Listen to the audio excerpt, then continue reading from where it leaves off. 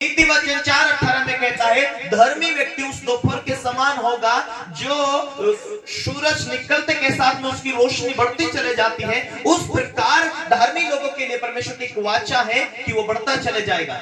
क्या करता चले जाएगा? हालेलुया। ऐसा नहीं होगा कि मैं तो अनपढ़ हूँ, मुझे तो कुछ नहीं आता, मेरे जीवन में तो परमेश्वर बरकत नहीं देगा, मैं शायद ऐसा ही रहूंगा, क्या मेरे जीवन में कोई रास्ता खुलेगा या नहीं खुलेगा, मैं क्यों वैसा ही रह रहा हूँ, शायद मैं उनके जैसा नहीं हूँ, शायद मेरी पढ़ाई कम है, शायद मेरी प्रार्थना कम है, शायद मेरे जीवन में परमेश्वर मुझसे कम प्रेम करता, किसी दूसरे भाई बहनों को अच्छा प्रेम करता है। क्या सोच है हमारा? हालेलुया। परमेश्वर का वचन कहता है, जब से तुम विश्वास कर चुके उसी दिन से तुम उसकी बेटी, उसी दिन उसका बेटा तुम बन चुके हो। तो यदि तुम उसका बेटा बेटी है तो परमेश्वर की प्लानिंग, परमेश्वर की योजना तुम्हारे लिए बहुत ही बड़ी है। लेकिन एक ही सोच होना चाहिए कि मैं परमेश्वर की बेटी हूँ, परमेश्वर का बेटा हूँ, और परमेश्वर की प्लानिंग मेरे लिए वैसा ही नहीं रहेगी, मुझे परमेश्वर बनाना चाहता है। Hallelujah, hallelujah. पर कब बढ़ाएगा? मैं उसकी आवाज को सुनूं, मैं उसकी इच्छा पर चलूं, मैं उसके मार्गों में चलूं, मैं उसकी सेवा करूं। Hallelujah, hallelujah, hallelujah. आइए एक बार भजन संहिता उसका 81 उसका यदि आप 11 पढ़ते हैं तो वहां ऐसा लिखा है, परंतु मेरी प्रजा ने मेरी न सुनी, मैंने उन्हें उनके मन के हट के अनुसार छोड़ दिया। जब हम परमेश्वर की योजना को पहचानते नहीं और परमेश्वर की आज्ञा को पालन करने के लिए सोचते नहीं, अपने मन को कठोर कर लेते, अपना मन हटीला हो जाता, नहीं नहीं नहीं, मैं मेरे हिसाब से जीऊंगा, मैं मेरे हिसाब से जीना चाहती हूँ। Hallelujah, hallelujah.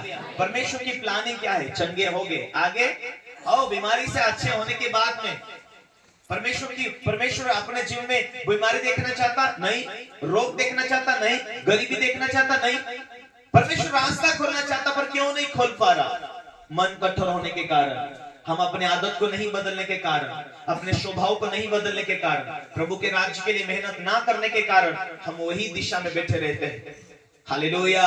लोगों की बढ़ोतरी ना होना, सेवकाई के अंदर लोगों की बढ़ोतरी ना होना, कारण कुछ है कि हम हठीले मन है। क्यों? हम दिल को खोल नहीं रहे। हालेलुया। परमेश्वर का वचन कहता, मेरी सामर्थ्य निर्बलता में सिद्ध होती है। जब तुम बढ़ोतरी पाना चाहते तो छोटे बनो, जब तुम अगला लेवल में बढ़ना चाहते छोटे बनो, दीन बनो, नम्र बनो, परमेश्वर के एक एक कानून को ज्यादा से ज्यादा महत्व दो।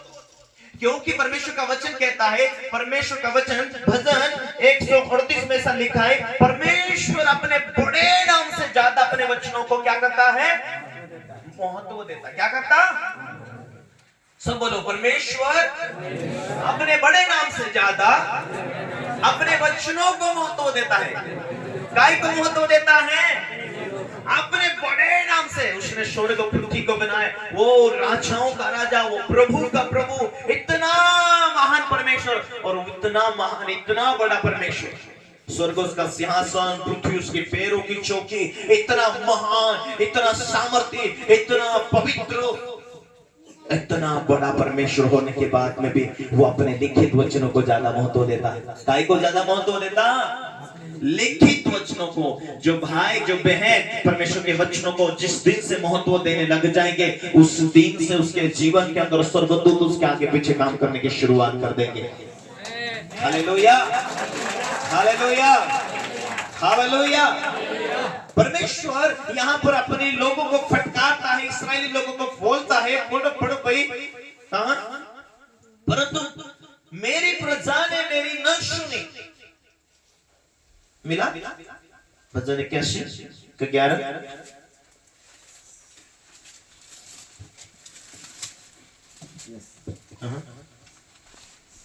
परंतु मेरी प्रजा ने मेरी ना सुनी।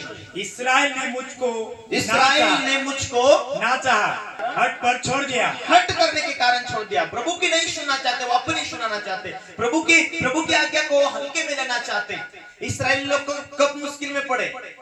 कारण क्या था? उसके जीवन में रास्ता 11 दिन का था, लेकिन कितने साल, 40 साल लगे उन्हें, पहुंच नहीं पाए। Hallelujah, hallelujah, hallelujah. आगे पढ़ो। हाँ, कि वह अपनी ही अपनी ही युक्ति के अनुसार चले।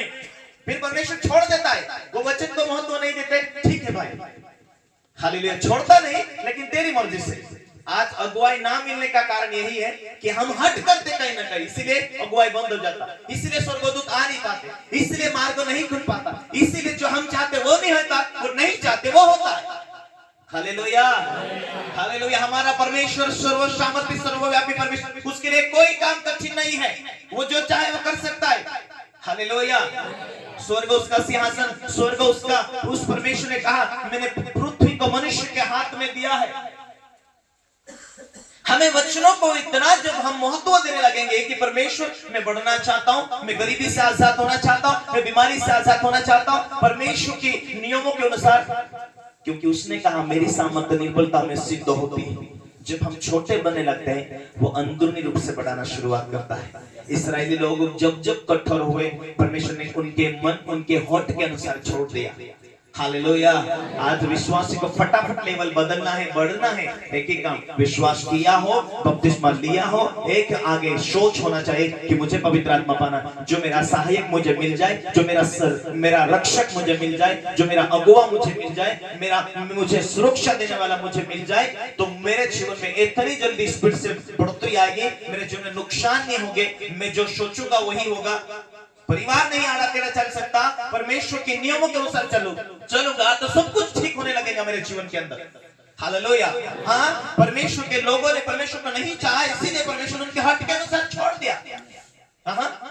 यदि मेरी प्रजा मेरी सुनती तो, यदि इस्राएल मेरे मार्ग पर, इस्राएली लोग मेरे मार्ग पर चलते थे तो मैं क्षण भर में उनके शत्रु को दबाऊं और अपने हाथ उनके विरोध चलाओ। यहोवा के बेरी तो, हालेलुया। परमेश्वर क्या कहता है इस वचनों में?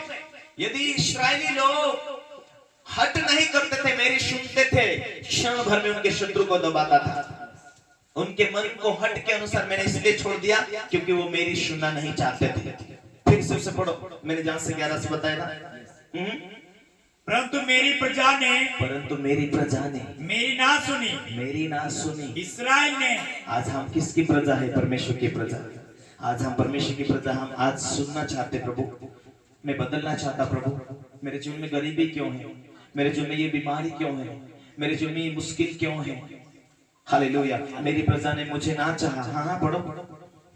इस्राएल ने मुझको ना चाहा।